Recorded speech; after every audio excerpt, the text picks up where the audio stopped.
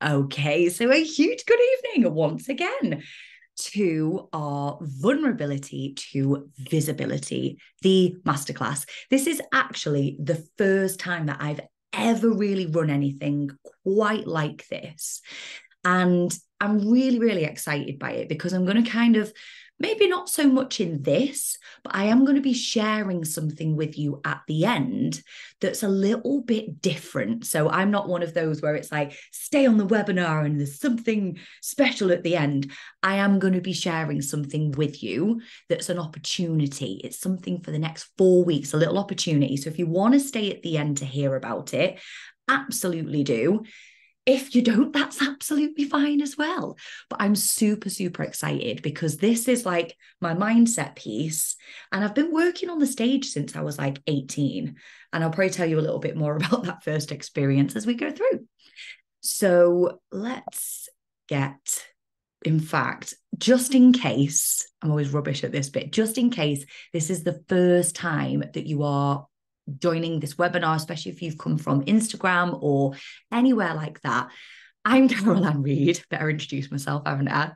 And I am a life and mindset coach. And I've been in this industry now for 8, nearly 9 years, but I've been in the entertainment and the online and all sorts for a long time. And I'm super excited to be able to bring together tonight those two sort of modalities for you. And as I shared just before, I'm a mum to twin boys at 3.5. And I don't know what else to say other than I just adore what I do. And I get so excited to be able to share spaces like this with you. So let's dive in. Okay. So let's have a look first. Like I said, there's no fluff. We're just going to literally be cracking straight on. The real truth behind why we feel vulnerability and fear around being visible. So when I say being visible, I don't just mean, and I know I've been saying this kind of week on week, haven't I, with the emails and stuff. This is not just about being comfortable hitting live on Facebook or speaking on a stage. Being visible impacts all areas of our life.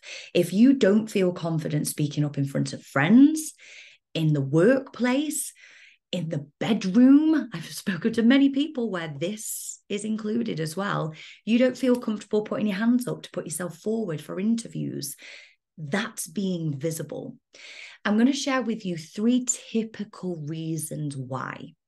Number 1 that literally comes out up at the top is our inner child experiences. So the most typical imprinting is if you sort of think back to when you were a child. How often were you told to stop showing off, to quieten down? You're being too loud. You were scolded, ridiculed, or rejected when you expressed yourself authentically.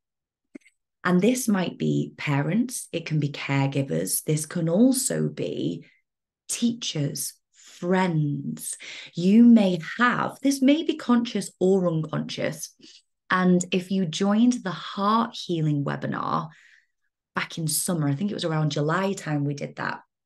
We went quite deep into this, didn't we? It is available on my website, actually, if you haven't watched that and you want to. It's a heart healing experience. But when we experience those things as a child, what that actually does, because we are being completely ourselves, completely authentic, the moment that we experience that pushback, that is when our nervous system sends a signal up to our brain and brain down to the nervous system. It's not safe. It's not safe to be seen. It's not safe to speak out. It's not safe to show off, as we often hear as a child. And it can create a deep-seated fear of vulnerability and being judged. If you've ever had an experience of going red as a child, those are often what I found from working with the inner child for many years now with clients. That is such a common memory, or it's such a common root cause where there was an experience that caused you to feel that flush feeling. And let's be honest, even if you've ever had it as an adult, it's not nice. So our body then begins to learn it's not safe. So it doesn't want you to do it. So anytime you go to speak up in a group, anytime you go to put yourself forward to do a presentation or want to start a vlog or a podcast or get visible in whatever way that is, your brain is literally sending panic signals out saying, no, it's not safe. Whether that was 20, 30, 40, 50, 60, however many years ago, it logs as a memory. So every time that we do that, what tends to happen is the inner child fear resurfaces. And then whenever we consider speaking our truth, and this then leads to that self-doubt and that perpetual cycle. Just drop a yes in the chat if you have ever experienced, or if you resonate with this idea of maybe your fear or vulnerability could be linked to inner child. We don't always have to know what and when. I've shared over the years many of my own experiences, which have really, really surprised me through therapy and heart healing myself that I've had, that has come up to the surface, that has been monumentally holding me back in my life. And it's often those memories that you think, God, I remember when this happened. And it's those that tend to stick with us. The next thing is the imprinting that we have from society. So the typical imprints, it comes from society, the culture that shapes our beliefs about what's acceptable and what's desirable. So depending on your upbringing, depending on the school or the church or the youth club or your best friend's parents, those are the kind of influences that can actually imprint the idea of whether maybe being seen or speaking a truth is egotistical. It's classed as being outspoken. And from working, I work with both men and women, but I will say majority of women have experienced a time in their life, whether it's a child or an adult, where they've been spoken over, where they've been told that, oh, this isn't really your place to do this. Their partner, their dad, their brother was the one that kind of got told to come and speak first.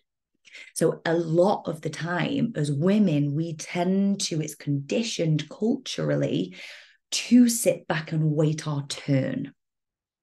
And I know for some, you might be like, well, I've not had that, which is flipping fantastic if not. But that as a society can often be something that unconsciously has been logged, that we don't speak first. From my background in the entertainment industry, heavily male dominated, also it was back then, like 10 plus years ago. And as a woman, if I ever spoke out to our agents, especially like me and my husband used to work together, and he would speak, but I'm quite like strong-headed, and I would be the one to speak out. The amount of times me and my husband have been stood side by side, an agent, the person that runs the venue, whoever's wedding would come in, and they would lock eyes with Carl, will be stood side by side, and they would directly just speak to him. And I still sort of experience this from time to time, probably not as much so now, but those kind of things can really imprint into us and affect our confidence. So the reason I'm sharing these is I think it's just as important to know why we experience these things before then exploring what can help us. So again, if this resonates, this isn't if this is you, then that's it. If this is you, you're not on your own. This is like mass consciousness. So if you have just joined us, good evening, good evening. We're just running through the reasons why we experience the vulnerability and the fear. So coming on to the third one now, comparison. One of the biggest things that cause us to fear isn't actually just what other people might say to us, that Oh no, we create this in our own head. We have often grown up, and also in this day and age as adults, being exposed to others. Like the online space is a biggie for this. We're exposed to others who are seemingly perfect and just the best at what they do and how they show up. They've got the pristine, glossy front covers. We then fall into the comparison trap. And this massively alters our authenticity because we begin to think that we should, which is the next point, be like the other person. And that's what cripples our confidence. And I always give the analogy of if you were driving in your car, you're driving quite fast, like you're heading towards your destination. And all of a sudden, you start to notice the car at the side of you. And you're like, well, that's a nice white Porsche. And then all of a sudden, instead of just recognizing that the car's there, it's a nice car, you start looking at the wheels. You start looking at the interior. You're having a nosy, but you're going full steam ahead driving down a motorway. What's the chance that you're going to steer off the road? What's the chance that you actually paying attention to what's going on next to you, that's going to impact how you drive, whether you stay in a straight line, whether you completely veer off course, or whether you crash? So many people spend their, and we are obviously on about visibility here, but so many parts of their lives looking in the rearview mirror at the past, looking at the sides of us, comparing the cars or the people next to us, where really we have got this huge screen, this huge windscreen in front of us. We've got the flipping steering wheel, but yet we're so like all over the show thinking about the what ifs and who, what, where, when. So it's time for us to really start to recognize, and that it's not healthy for us. There's parts of it that can be healthy to look at what other people are doing, especially if we're able to come from a healed place where we can do it for inspiration. And the other part of this, when it comes to that comparison, is really remembering, and this quote has massively helped me over the years, you can't compare your chapter 1 to someone else's chapter 20. Now, I can guarantee that there'll be some of you in here going, oh, compare that, because you will have heard me say it so many times. But it's so true. It is so true. I get people say to me, oh God, you're doing amazing things and you're doing this. And oh God, I just wish oh my God, like I literally started just, oh my God, if I was to go right back to the beginning, it's taken me years to do the things that I do now. And then I start comparing from time to time. What are the people? We've got to be so mindful not to compare our thing to somebody else's and to stay in our lane. So if you have been resonating with any of this, like I said, you aren't on your own. And this is literally why I wanted us to gather this evening, so I can help you to see you're not on your own. It is going to be safe to be more visible and speak out. And it's going to take some practice. It's going to take self-compassion. So I'm going to be sharing with you what I call the SAFE method. And this is a powerful method to help to release anxiety and fears when you need to step up and be seen and heard. So this isn't like heart healing. This is actually a little bit different. This is more of a practical step-by-step process that you can use.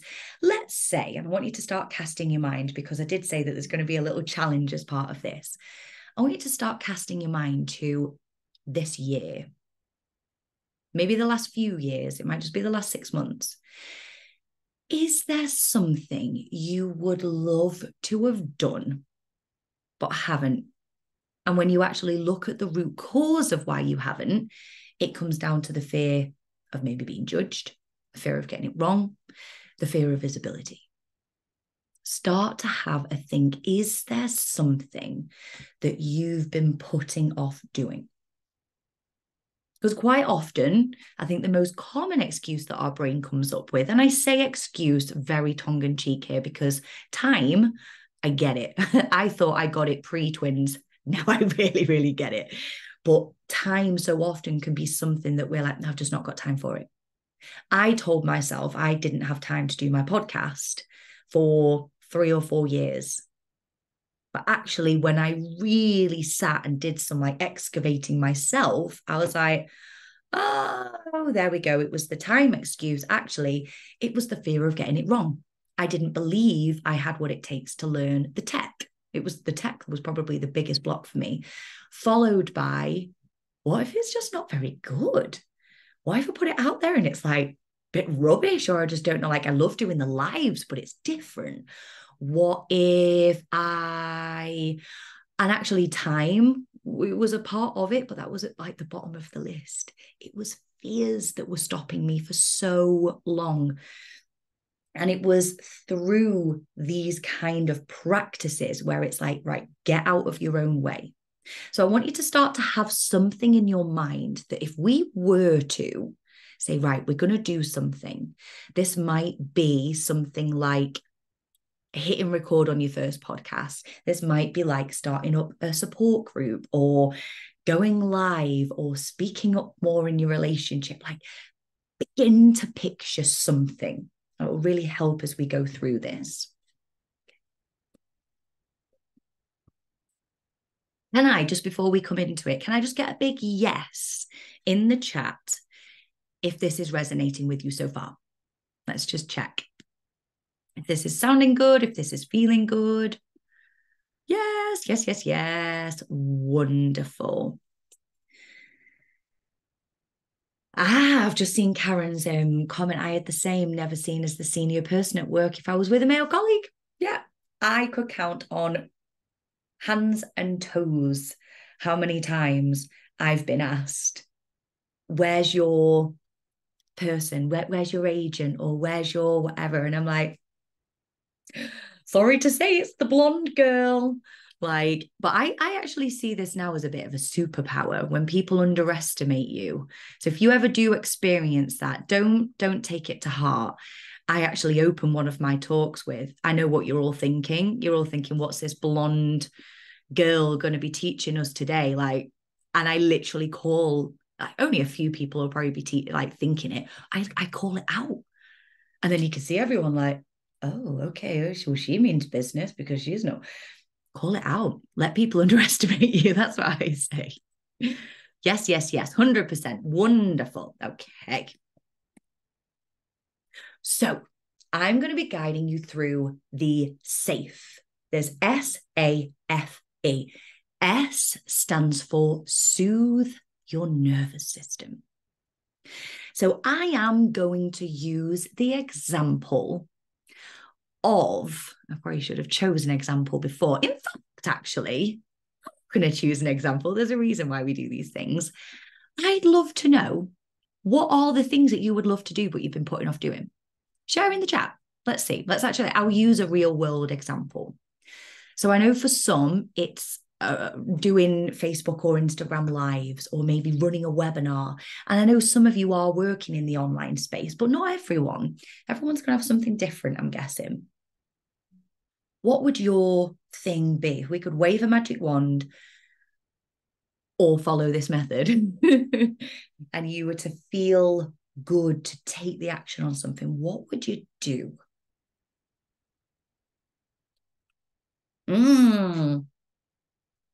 Ruth, presentations. Fantastic. Speaking up more during sales pitches. Yes, Katie. Okay, Vicky, going live.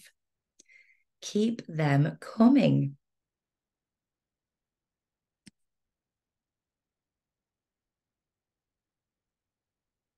So far it is around that.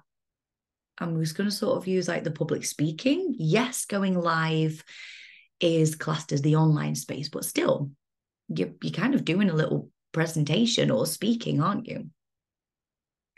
So let's see. Asking a friend to go to the shops for me. Karen, yes. there's just so many layers to this visibility thing, isn't there? The comfort, shall we say, in taking the action. Oh, Karen, I'm really hoping that this will help you just as much as anyone else, whether it's a presentation, whether it's speaking your truth to a friend.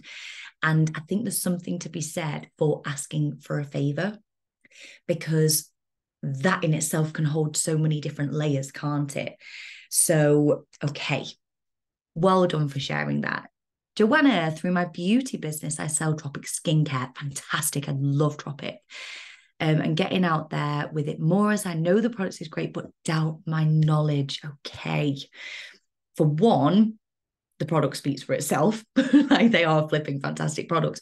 But I think this is really, really going to help you, because so often it's not the skill set that we're missing.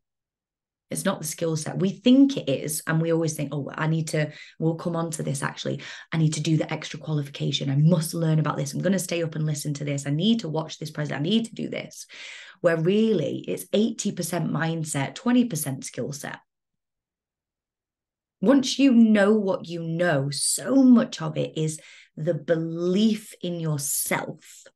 That if you, and this was one of my most powerful things, I think, is having the confidence that if I didn't know something, I have the confidence to simply say, let me get back to you on that.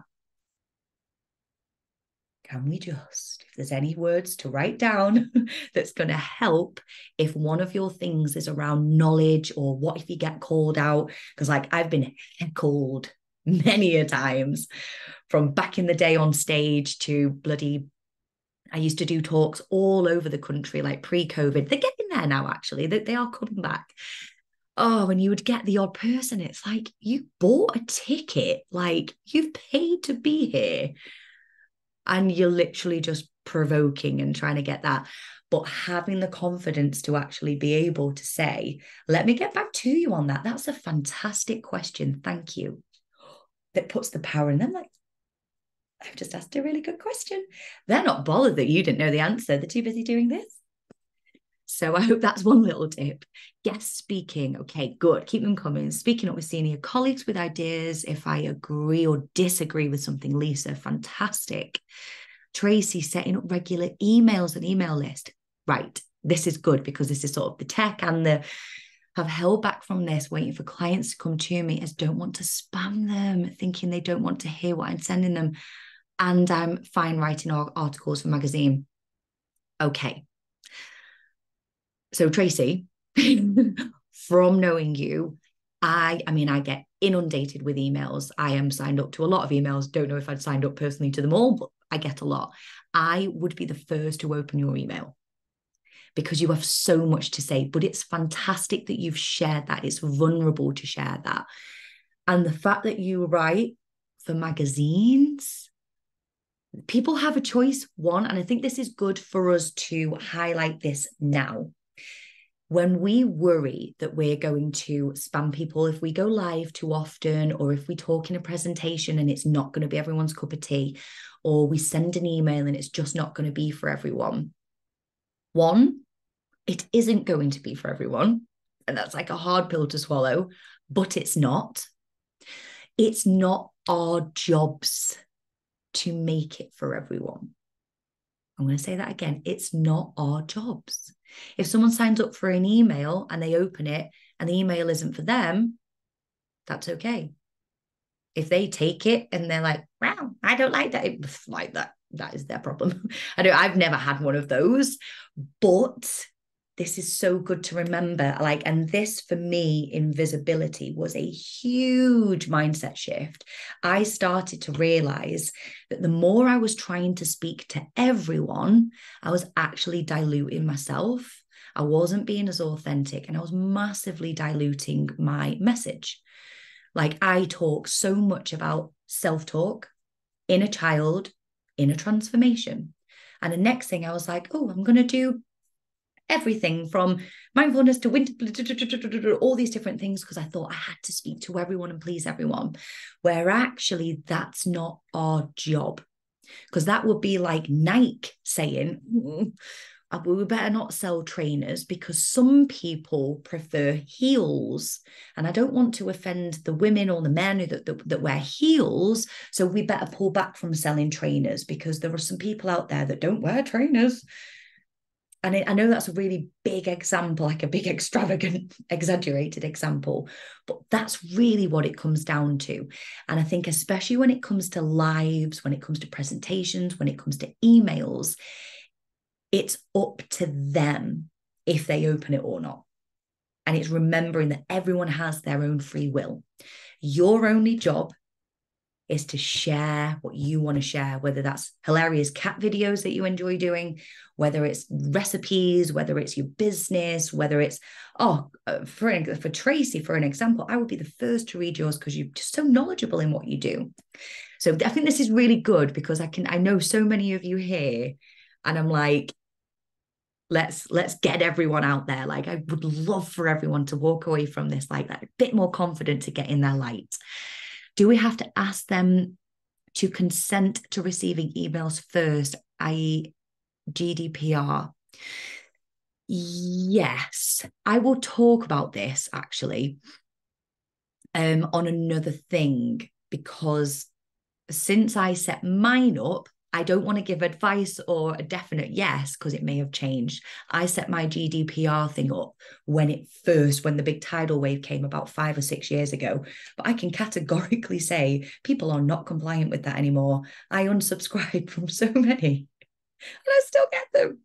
So, okay. I think this is definitely something that's going to help with, it's not going to help with the beliefs per se, but because that's like the deeper work, but the process that we're about to go through, let's say, Tracy, you're about to send that email or create the email list. This is the steps that you can take to really get in that zone to take the action. So let me have a look. I am going to choose presentations, because I think that kind of comes into as lots of different brackets, doesn't it? It's the speaking up, it's the going live, but I'm going to use the word presentation for this. So thank you for sharing that, Ruth. Thank you for everyone for sharing. Okay. So soothing the nervous system. Let me just move that up there. There we go. This really is about, because there's no one size fits all, the first to say that. There's no one size fits all when it comes to mental health, especially our nervous system. This is about experimenting and discovering what methods suit your nervous system. It's just absolute key. Because when you're in that fight or flight mode, one of the key things, first step, is awareness. Awareness of how we're feeling and the awareness that we have a choice. Because so often, the perceived threat is in our minds. If we're about to give a presentation and we're going, I mean, I've done this myself, so I'm speaking from experience here as well as working with people on this. But we can get the dry mouth. We can get the, oh my God, there's people on the seats. What if, oh my God, what if I forget my words? What if I fumble? What if the clicker doesn't work? What if it's rubbish and people stand up and leave? That is all the perceived worst case scenarios that are so often exaggerated, massively catastrophized, but it's those that trigger the fight and flight. It's those thoughts that are linked to our childhood experiences, because that's where the trigger's coming up. If we don't really have any of those, we're not that bothered about showing up.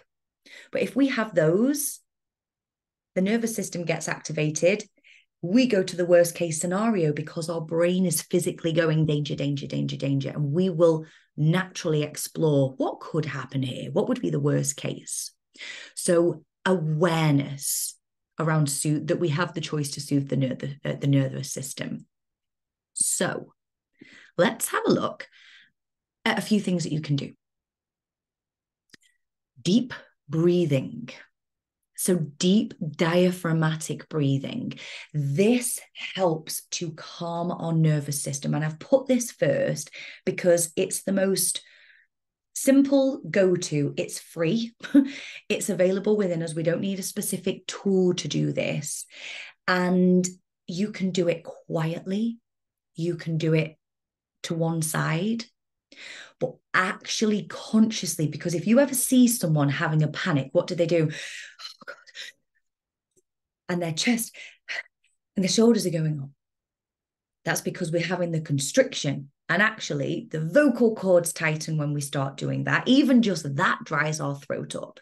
So actually consciously choosing, okay, I recognize this. This feels uncomfortable. I'm going to choose to soothe my nervous system, even just that intention. Breathing in through your nose for the count of 4 and allowing the abdomen. So I always try to use this in mindfulness as an example. If you put your fingers together here, I'm just going to show you. I have done this before. It's a good job I changed my pants because I had some like dungarees on earlier and I just folded them down. So if you were to just put your fingers like this here and watch what happens when I properly breathe. It's not pretty, but the tummy really expands, and then we want to be breathing from the diaphragm. So often we go, don't we see this? But if you were to watch a baby's belly, it's the rise and the fall of the diaphragm that actually allows us to have the fresh oxygenated blood come up to our brains for us to get the beautiful oxygen that we need. And there we go. And then exhale slowly for a count of 6.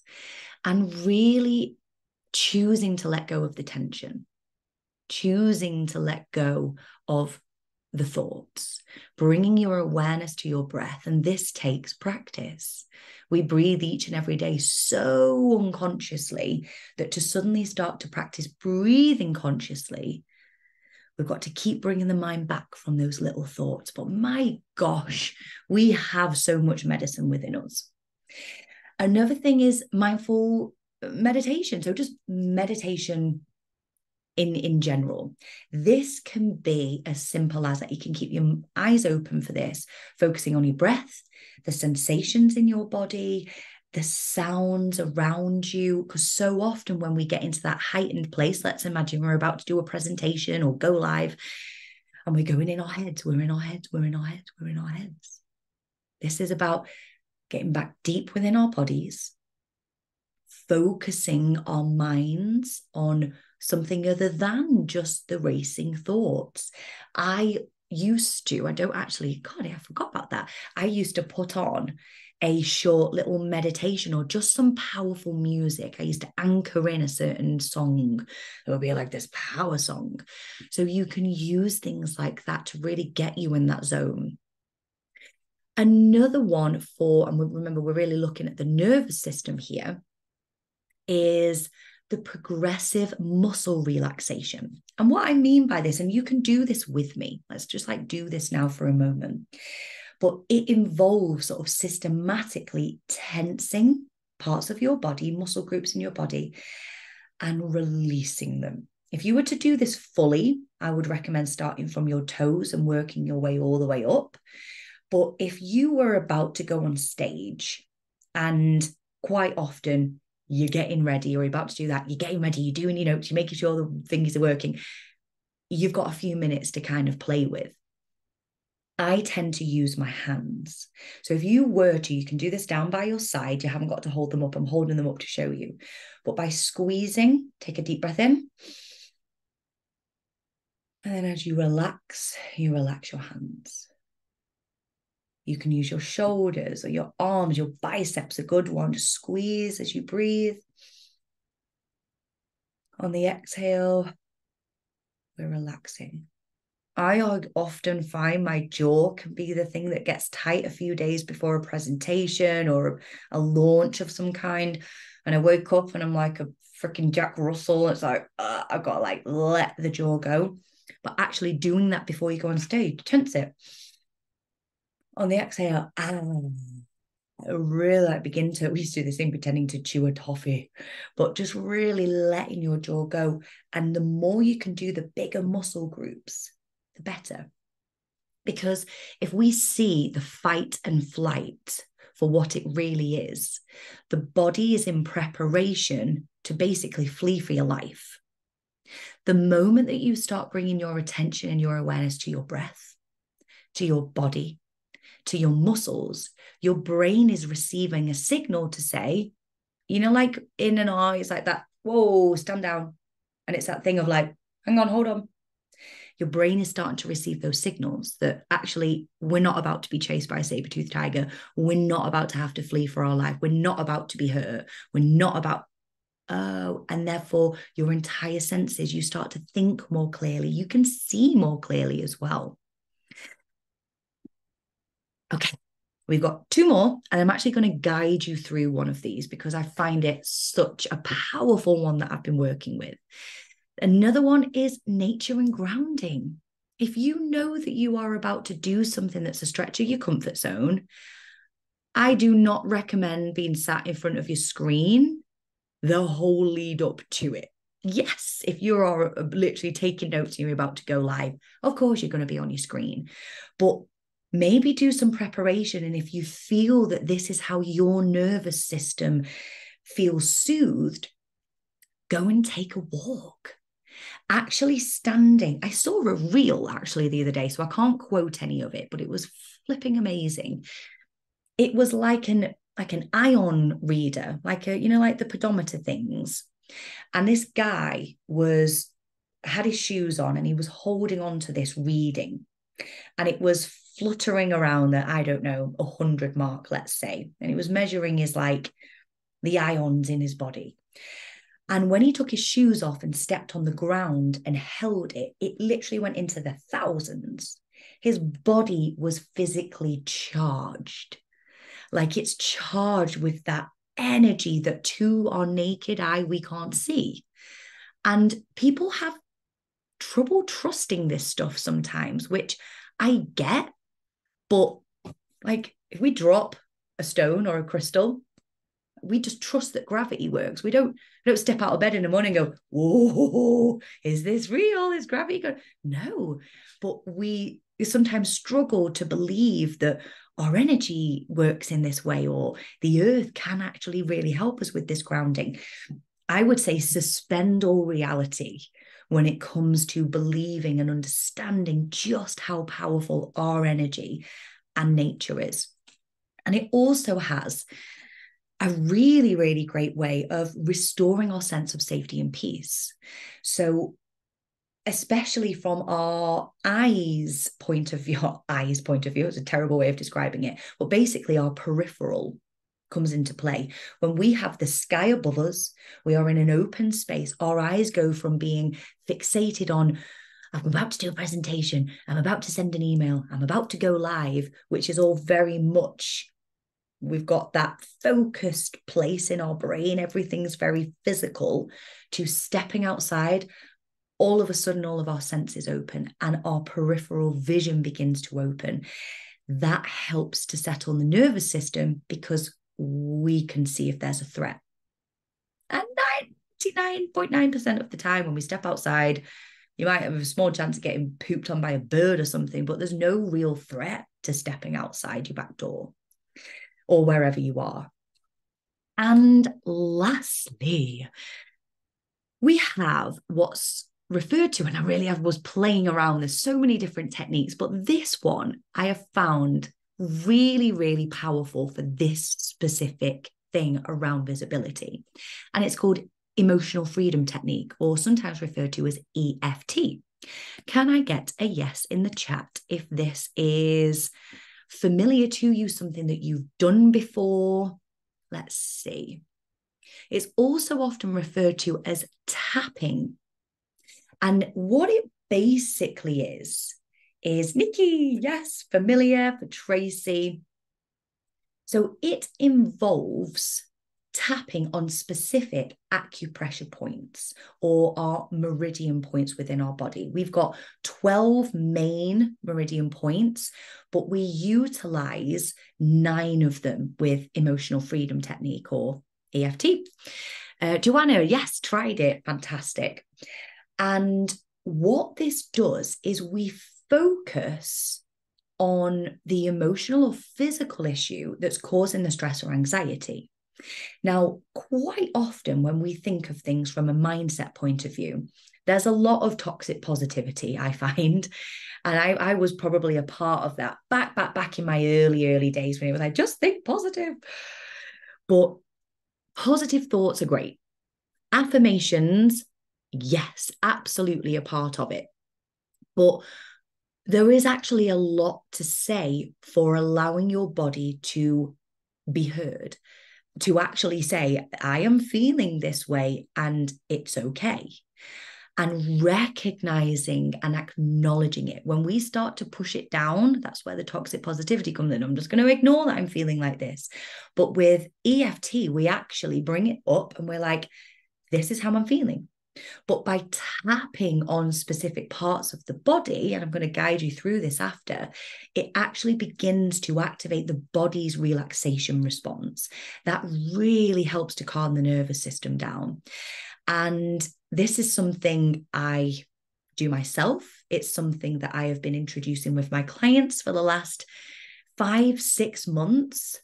And I'm actually going to say, in particular, in this kind of area, in performance with anxiety, but also with children and teens, I'd say tapping is one of the things that people have been like, oh, yeah, I'm using that.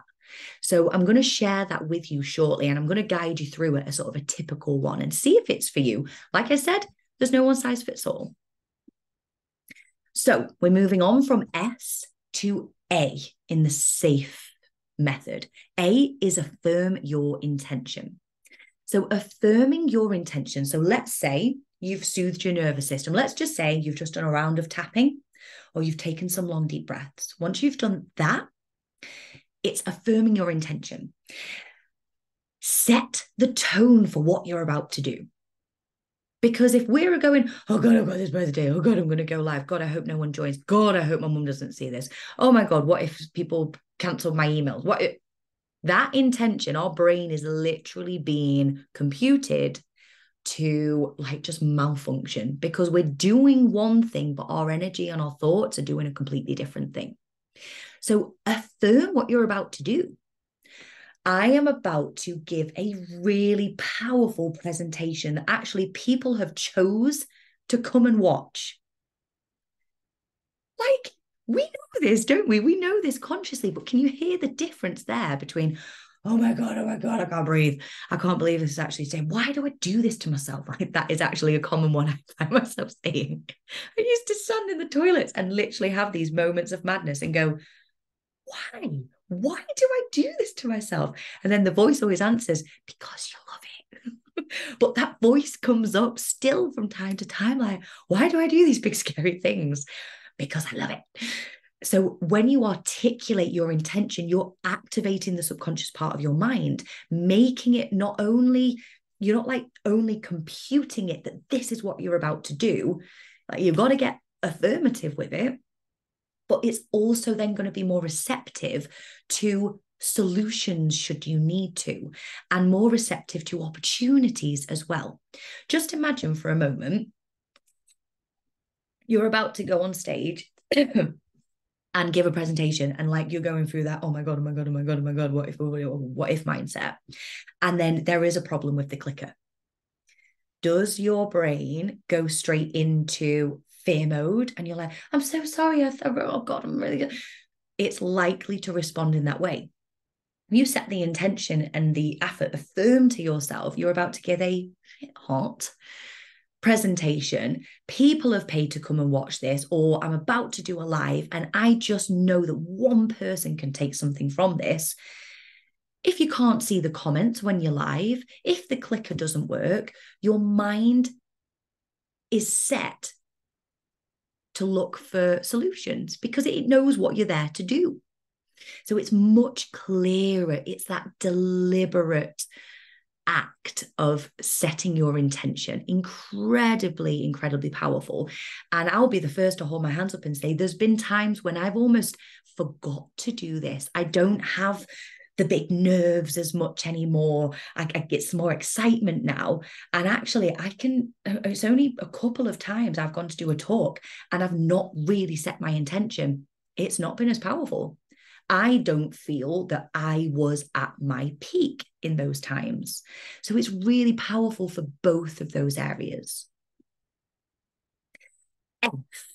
And obviously, if there's anything that you want to share, if there's anything you want to ask, please do. F stands for feed the ego. Like, this word, I've put it there, can often cause people to wince a little bit. It's like, ooh, ego, that it's this big-headed or like egotistical thing. But our ego, like, everyone has an ego. This ego is very multifaceted. But the ego part that we're talking about today loves to be pumped up. It's actually vital to have a healthy ego for like accumulating more self-belief, confidence, and really creating that competent internal self-image.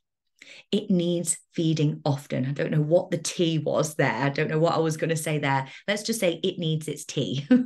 But it does need feeding often. It does need feeding often. And here's just like a couple of ways to help feed the ego. You guessed it, affirmations. So regularly remind yourself of your strengths. So let's say you're about to do the presentation and you're going in, or you're avoiding that panic. You're not going into that because you've already soothed your nervous system. You've affirmed to yourself what you're doing. And now you're about to think, I can do this. Like, boost it with the I am affirmations. I am knowledgeable.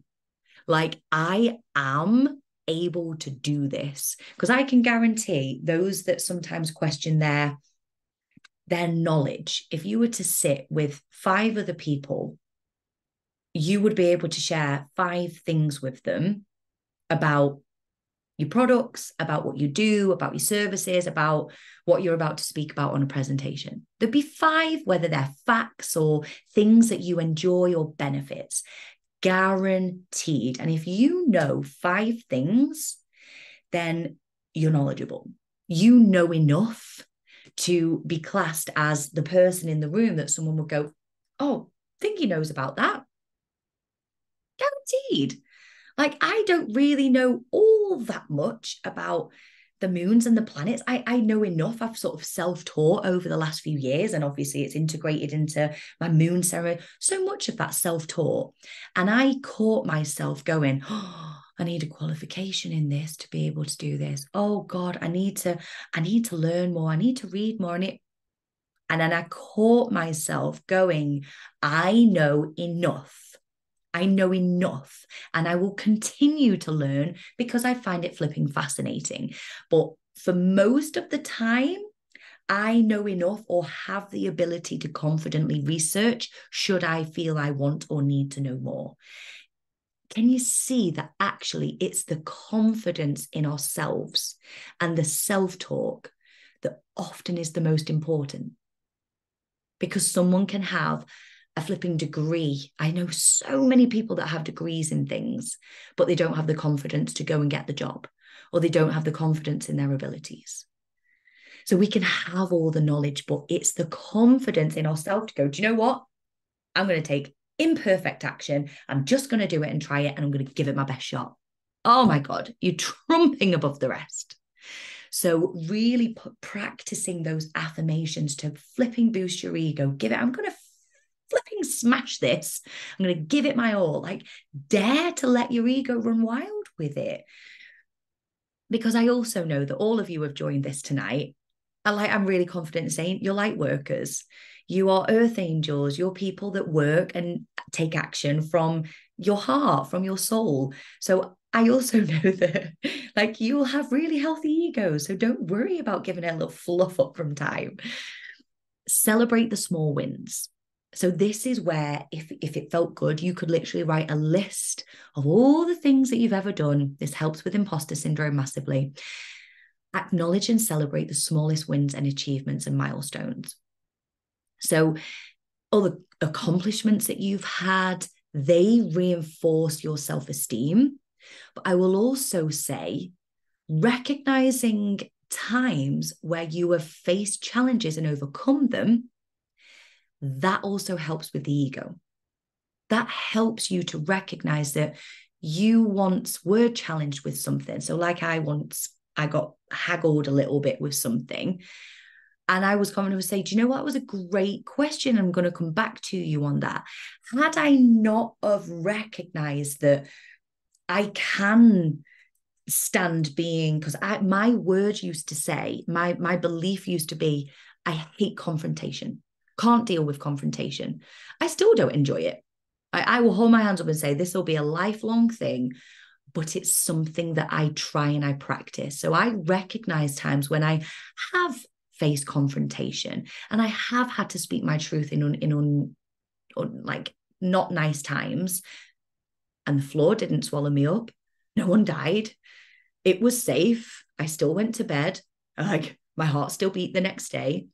And when you start to recognize that actually not just the great times when you were awarded something or you won a presentation or you, I don't know, came first in your swimming class or whatever, it's also good to recognize the times that you overcome the adversities.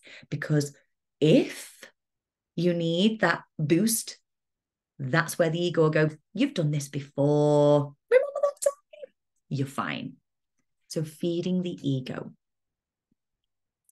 And lastly, we need to be taking the action. Like knowing is not enough.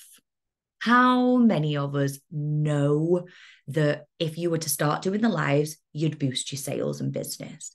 If you were to start to put yourself forward for the presentations, you'd no doubt be the go-to person in the workplace. There's possible promotions on the cards. You might get a bonus. Like if we were to start to send the emails, we may get more engagement. We know these things, but it's time to start taking the action. And E is, I instantly think of Ross, is execute with action. Taking the action.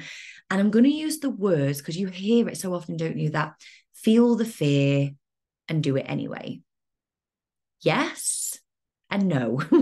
Like, because sometimes if we just do it over and over and over again and we still feel the fear then becomes the thing that becomes the familiar, and there's a time scale on that. There's an expiry date where literally we'll either burn out or we're like, no, I'm not feeling this.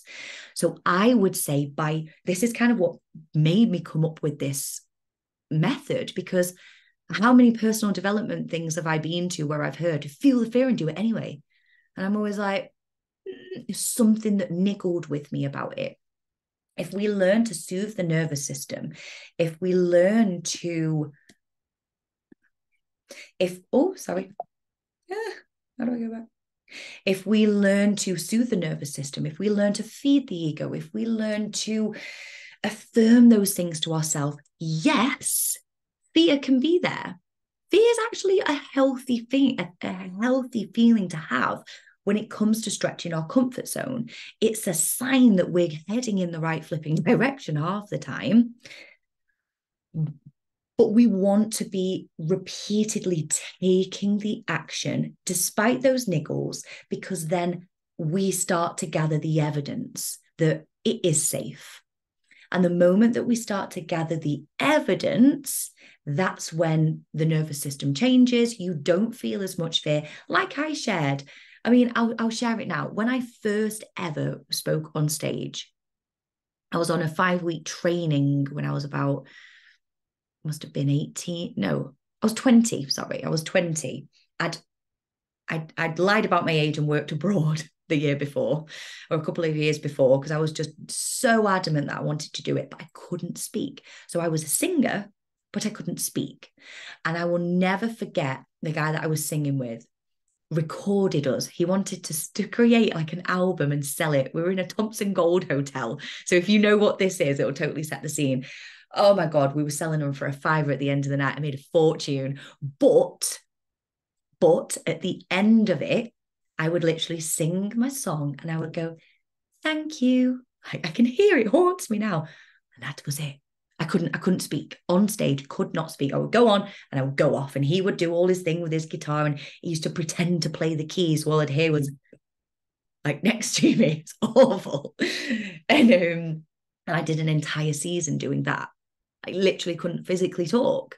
So then when it came to me getting a proper like entertainer's job, I had to host game shows. I had to do presentations. I had to be able to go and speak to the reps and bring new people in. And it was a complex that I had like, oh my God, the entertainment suite could fit almost, I think it was like 1,200 people in. The stage was humongous. So I was fine singing and dancing. They'd seen I'd got that, presumed I was fine speaking on a mic. So we'd been through all this training. I just kept my mouth shut, went along with it, got given the mic, got given the script to go out and do this thing. I literally got on the stage and it was either I was about to physically vomit, which would not have been a good thing. So instead, I literally burst into tears when I went to speak. Like I opened my mouth and nothing came out. And it felt like every experience I ever had as a child, which it makes so much sense when I now understand what I know, was just froze on the spot. Every time I went to speak out in class and I was laughed at. Every time I wanted to tell my mum I was a singer, I wanted to be a singer, and she was like, "You're not the best singer." Every time. And it was the emotion and the fear. So from there, I actually got a little bit of a pep talk backstage that really, really helped. And I feel like I'm hoping that some of these little pep talks throughout this is that actually, the more that you practice this, everyone has to start somewhere. And if you nurture and soothe your nervous system alongside practicing, you just can't get this wrong. You can't get this wrong. You can do this in your own time. You can get really, really good and competent with it, but that's going to come with practice. And then I'm pretty sure it was, now go and get your ass out there on stage, and we've not got time. It was quite a harsh thingy that we were sort of doing. And slowly but surely, now you could pass me a mic and it wouldn't, oh my God, you'd be like, right, you're going to go and call bingo. You're going to go and do this. You're going to go and speak and do it. Wouldn't bother me now. But that's through repetition. So I want you to start to think about what you would love to do. So what you all shared here, and how many times you think you would have to do it for it to start to become comfortable, for it to start to become less fear-based. So if yours was given a presentation, would it be that once? Because you would not believe the amount of people that go, oh my God, I cannot do public speaking. And I'm like, why have you, go on, share, why? Oh my God, no. Oh, honestly, the thought of it would make me, have you ever tried it? Oh God, no. Someone will say, oh, I've once done one presentation. It was the worst thing I ever did in my life. Okay, so did you try it again? Oh God, no. And that's the thing. If you fall off the horse and don't get back on, we become scared of the horse. So start to think, like with Vic, if yours was going live, if you were to maybe set yourself a challenge of 10 lives by the end of the year, that's like near enough 1 live a week. I can see it now.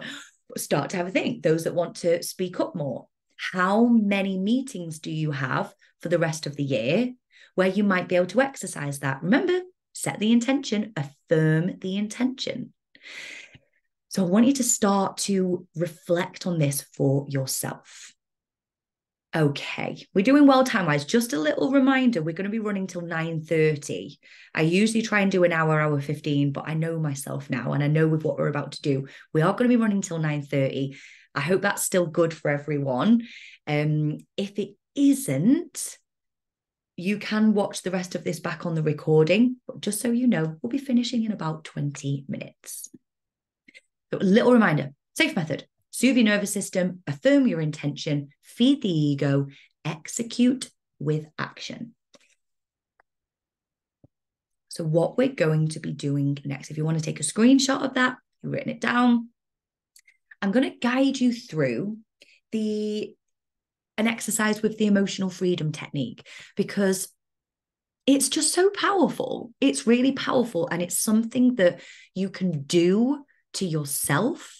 It's something that you don't need something physical. You can take yourself away to somewhere quiet.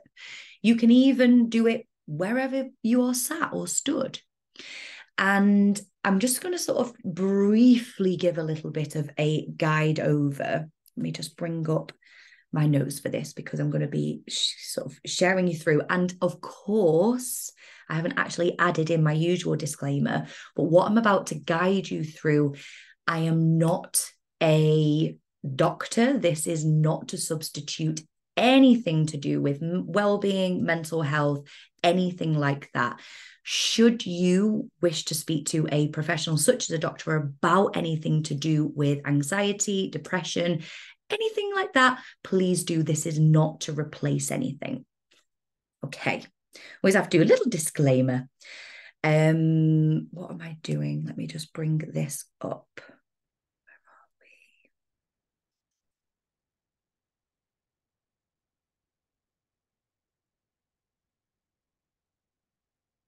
I made some notes that I wanted to be able to guide you through, and now I can't find where it is. There we are. Okay. So you can see from this image here the different meridian points. So we're going to be working with the 9 meridian points in this example. There are 12, but in EFT, we use predominantly 9. And I'm going to share with you now the main points that we will be using. And I'm actually going to recommend that you do this with me. So we're going to sort of like work your way down the picture. So starting with, first, we've got the karate chop here. So I'm going to recommend that you just give this a little try with me now. So just giving that a gentle tap here. So this is what we refer to as the karate chop. And this is one of your main meridian points here. From here, we go to the top of your head. So I kind of use 2 to 3 fingers, gentle tap at the top of your head. Good. Now, a common question that I get asked is, do you have to do it on both sides? And the answer is no. We have meridian channels running through both, but they're mirrored. You can work with one and it still has the same effect. Next, we go to the dot, just above the center of your eyebrow. So just gently tapping here. You might even notice, even just by doing this, it actually begins to soothe the nervous system in itself. The side of the eye, if you were to do like a flick with the eyeliner, that's where it would be. Just almost like the temple area. Under the eye, maybe you can see, I'll just come a little bit closer here. Good. Top of the lip. I sort of pull this cute little face as we do this. Just tapping here. Chin. Good. Just taking a few deep breaths. I don't know if you noticed this, but your eyes blink slower, I find. With clients, when we do this, before we know it, their eyes are blinking slow. And that's good. It's a soothing collarbone. We're tapping on the collarbone. And then for a lot of people, if you're wearing like a bra, that bit where like your bra strap is, it's almost just like beyond the armpit, the back of the armpit here. Sort of under, it's like the top of your rib cage, sort of under your arms. Give that a gentle tap there. So those are the parts that we work with as we're doing tapping. Now, I'm going to be brutally honest and say I was introduced to this when I first was going through therapy myself many, many, many moons ago. So what was that? About 12 years ago? 12, 13 years ago. And I was like, I get it, but I don't get it. I think it works. Don't really know. And I am so glad that I came back to this throughout my own therapy practice. And actually, this was my first go-to when I found out I was having twins. I'll share this with you. The moment I found out it was twins, I was like, whoa, my nervous system was off the flipping scale. Everything was running through my head. And I reached out to someone very, very dear to me. And I was like, I know how to do this myself, but I need a couple of sessions with the EFT just to talk through, because what I find really, really powerful with EFT or tapping is like I said up at the beginning, we're not just saying positive affirmations. We're not saying, I choose to release this fear. I deeply and completely love and accept myself. I am safe. No, we're actually going to be doing, I am feeling this fear and it feels horrible. I can really feel anxiety in my chest and it's making me feel a bit sick. We actually recognize and tap on the feelings and the emotions that we're actually experiencing. So if you can imagine, I was like, even though I am feeling terrified that I have two babies growing inside me and I'm self-employed and don't know what the hell's going to happen to my body, like, I deeply and you can do this with anything and everything. So using the thought of forget the twin thing, because that honestly, it helped me so much. But using this for the likes of presentations, going lives. I did this just before my most recent mastermind. And there's a few of you that were here. Lots of you don't know this. I had a really tough morning. My mum got taken to hospital that morning. We had a blue light out to her. And I was like, I've got my flipping mastermind day. Like we had someone fly over for that. Like we had everything. I couldn't not go. And I found myself trying to navigate family stuff, navigate what I was doing, get ready. And I sat down on the floor and I did my tapping. And you know what? It was like, boom, anchored in, ready. There's nothing I could do to change what was happening. I was choosing to go and make it the best day. And no one knew. No one had a clue. And I was genuinely calm. It wasn't just like this big pretend mask and underneath. It was like genuine calmness inside.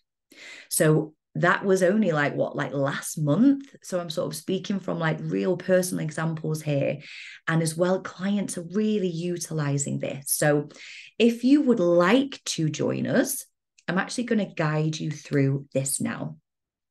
An example of, I've written sort of like a script for this, but you will get the gist that of how this works. That's my hope. I'm actually going to do a few recordings of this and possibly one on the podcast, actually. I thought it could be quite cool for us to sort of get a few different ones out there. So I'm going to invite you now, sit back, get yourself comfortable, take a few deep breaths where you are, in through the nose and out through the mouth. Good. And I want you first to begin to imagine yourself in the situation that you desire to do.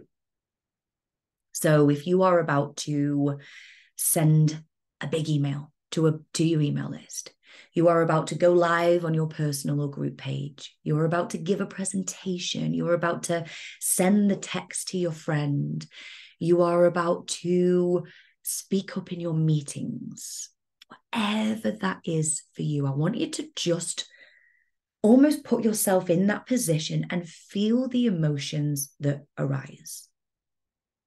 See if we can actually begin to activate some of that, whether we call it anxiety, a bit of fear, a bit of, let's actually welcome that up to the surface, because that will really help with almost evidencing and you getting what you want from this. Let's imagine that now. Begin to notice where you feel that and what it feels like. And if you were to score that 1 to 10, 1 being really low fear, 1 being like next to no anxiety at all, we actually feel really good about doing it. 10 being like anxious, 10 being we're feeling pretty tied up inside about it. I want you to either open up your eyes and pop your number in the chat or write it down so you know, because then it's done, it's out of your head. What would you say your fear is? Not even just what you're feeling, but if we were to say, right, this time next week, you're doing it.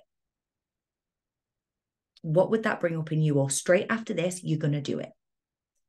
Let's just have a little look. Okay, we've got some 10s.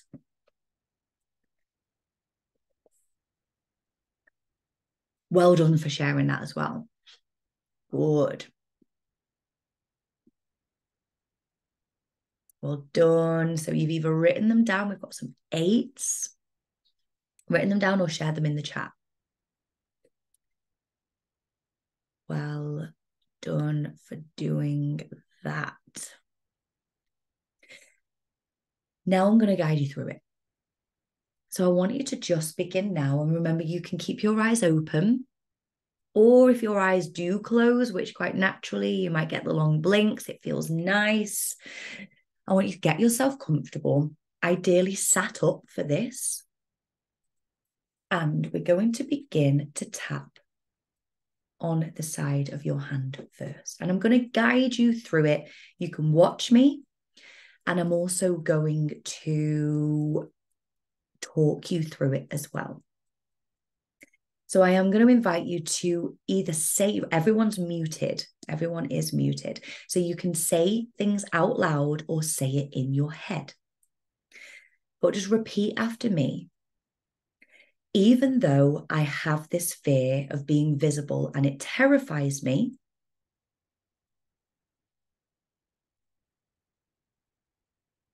I deeply and completely love and accept myself. To the crown of your head.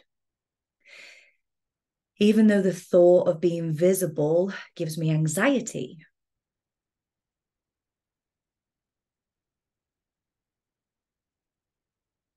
I choose to release this fear.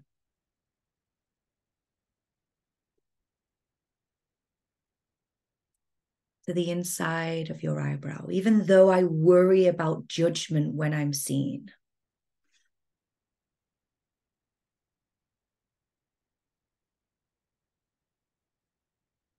The side of your eye, I'm open to feeling more confident with this.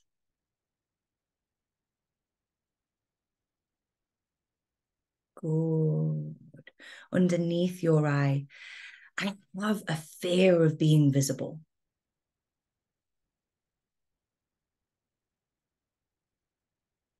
Under your nose, I fear what others think of me.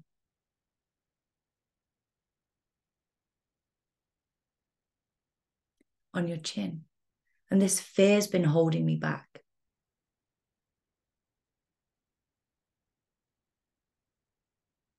To your collarbone, I want to feel more confident in being seen and heard.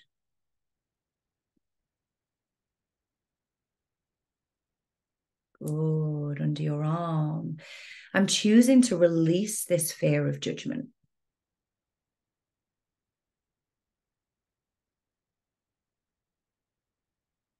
Well done.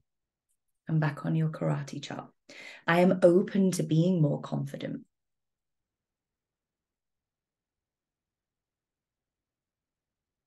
To the crown of your head. I choose to step into my power.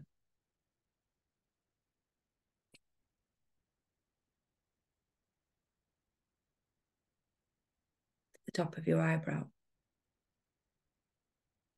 I am becoming more confident with each tap and each time I try.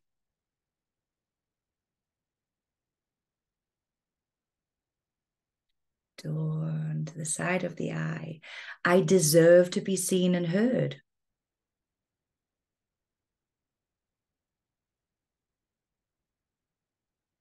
Under the eye. I release this fear and I trust in myself.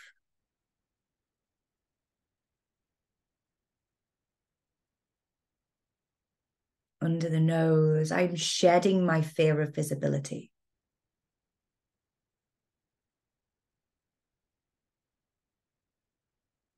The chin. I know the more I practice, the more confident I get.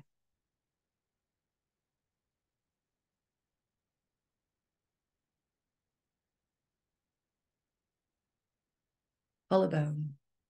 I'm choosing to take imperfect action, and that's enough.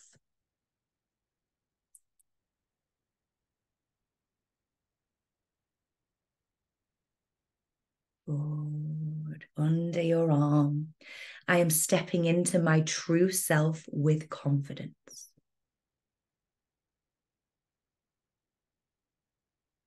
Take a deep breath here. And just relax your hands down. Close your eyes for a moment and just let your energy settle. I want you to just, whenever you're ready, just tap into what it is you want to do again and how you're feeling about that. On a scale of 1 to 10, where are you now? For some, this might be a big drop. For some, it might be 1, 2. If you're the same, that's okay. But so often, good. Ruth, we've got a 7 from a 10. Fantastic. 7. Yes. Vic, were you a 10 as well? Yes, you were. Joanna's gone from an 8 to a 6. Christine, an 8 to a 7. Well done. We're going to do it again. We're going to go one more time, just one more time around. Feel ready to get started? Fantastic. Okay. This time, let's really bring some powerful ones in. I'm going to invite you. Let's take a breath. Start to tap on your karate chop. Take a deep breath. Even though I've been feeling the fear of taking action and being visible.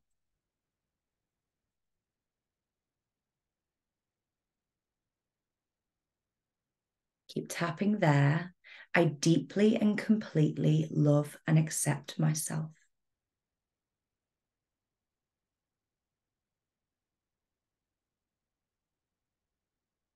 Crown of the head. Even though I feel nervous about being seen and about being heard.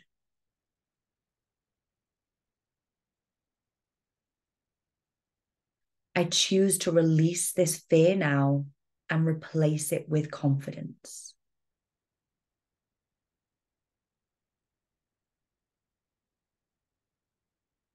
Top of the eyebrow. This fear I had has been holding me back.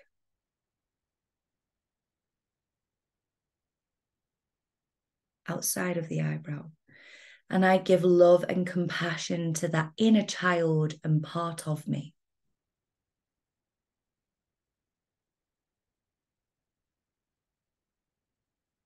Under the eye. I am so open to being more confident and having self-belief in myself.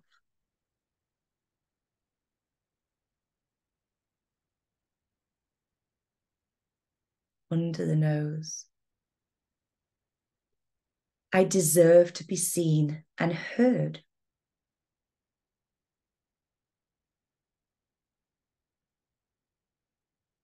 Chin. I am shedding my fear of visibility.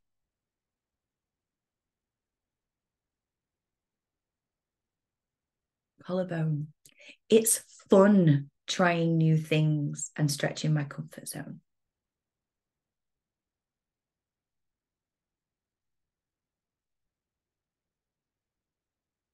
And under the arm.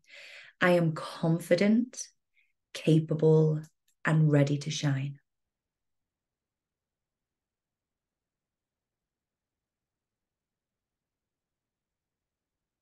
Good. I almost see this as like a hug for yourself when you end. Take a deep breath in.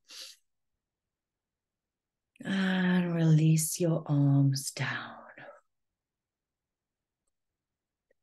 Notice how your nervous system's feeling after doing that. I want you to check back in. Has there been another drop? If so, share. If you're the same, that's okay. But what you will find is often the more that you practice this, the quicker it gets. The more that you are like, wow, I'm feeling this. And I'm going to recommend, once you've checked in with yourself again, Ruth, a 6. This is amazing. Fantastic. A small drop. Yes. Same, but we'll practice. Good. Yes, yes, yes. Keep sharing. Joanna, a 5, fantastic, absolutely fantastic. And I am going to recommend if this, and remember, like I said, everyone is so different. There is no one size fits all when it comes to this. So if this does feel good, take a little screenshot of that. Utilize this. It's something that I know, obviously, as someone who is trained, and I do this within sessions, we make these really personable for you. We come up with scripts, we do it together, you go away and practice. But my hope is by going through this, you've got an idea of how this works. If it resonates with you, explore it further. If it feels good to, even if you just practice the karate chop, and if you've got kids, like, let them in on this if it feels good too.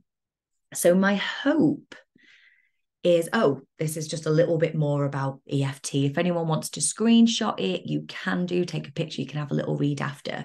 But there is a lot of studies around this now. It's like a lot of the modalities, we are starting to study this so much more when it comes to energy.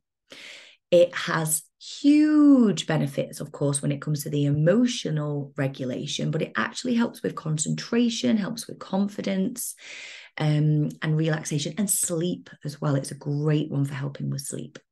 So, like I shared before, my hope is that this has activated something within your light to, let's go, set a challenge. What one thing will you commit to this month?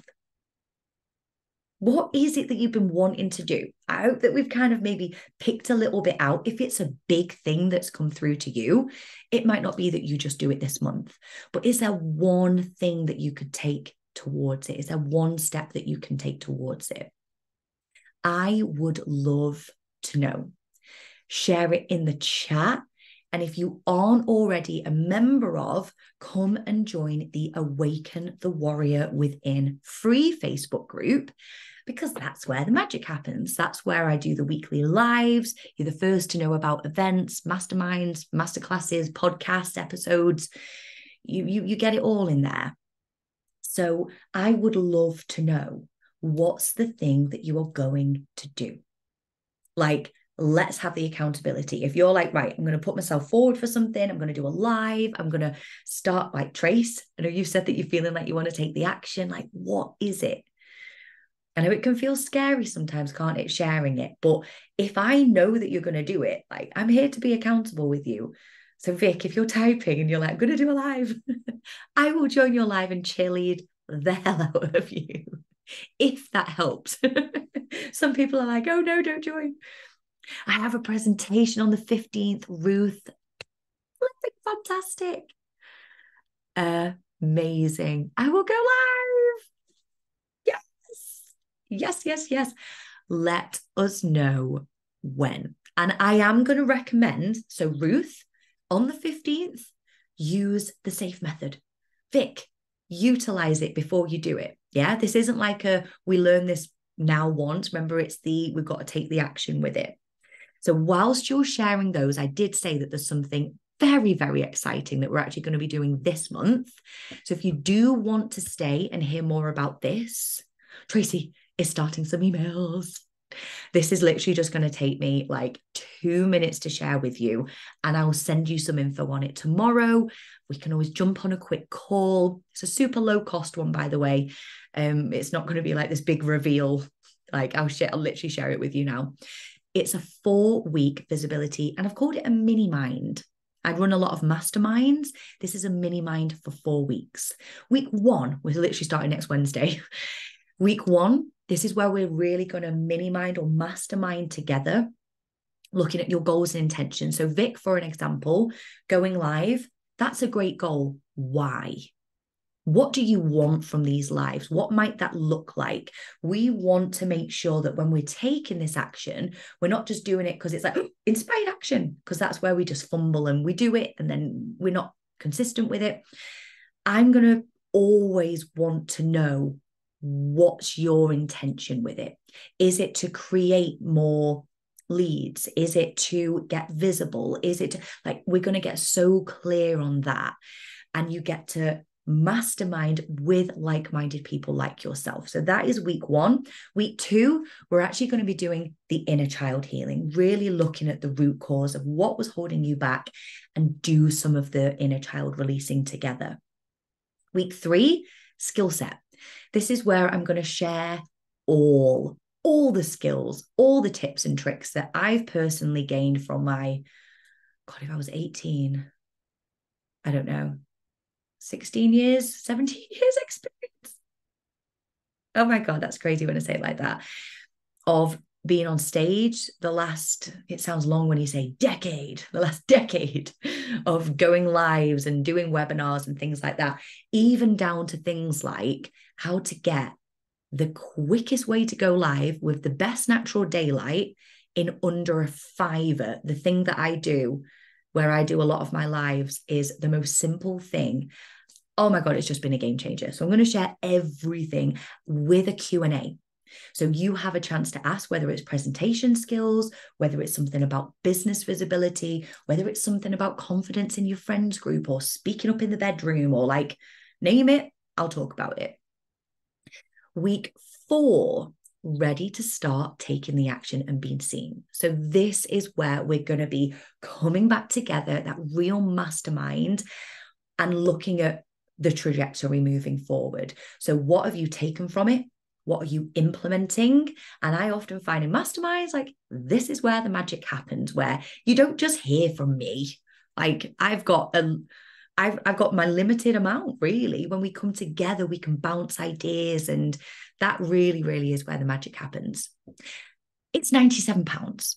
And I'm doing this because I'm actually launching something next year. So this will be almost like the beta version of it. This is a chance for us to go through everything that I'm going to be doing in a higher end mastermind for just £97. But I am going to be limiting it to 10 spaces, because I just find that within the mastermind space, that's where I can give everyone my like full-blown attention. If you've ever worked with me before, then you know it isn't like okay, I'll see you in 2 weeks. Like, I'm your wing woman, basically. So if this feels like it's something for you, let me know. I wish I could say, and here's the link, but I'm not that organized and I don't know how to do that. So I will. Let me see. There's got to be a way. I sent it to myself on Facebook. Vic, if I send it to you, can you put it in the chat?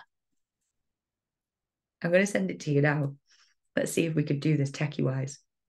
So if this feels good for you, you can pop me a message. You can literally sign up. It's going to be starting next Wednesday. So yeah, I thought the best place would be to share this with you guys at the end. I'm going to be obviously I've just sent it to you. Thank you so much. I'm going to be sharing it with the recording as well. So you guys that are on will have like first dibs on it. And yeah, it would be amazing to kind of like work together throughout November with this. If this isn't for you, but you've taken something from it, like, my work is done. That is what my absolute hope is, that you've taken something from this evening.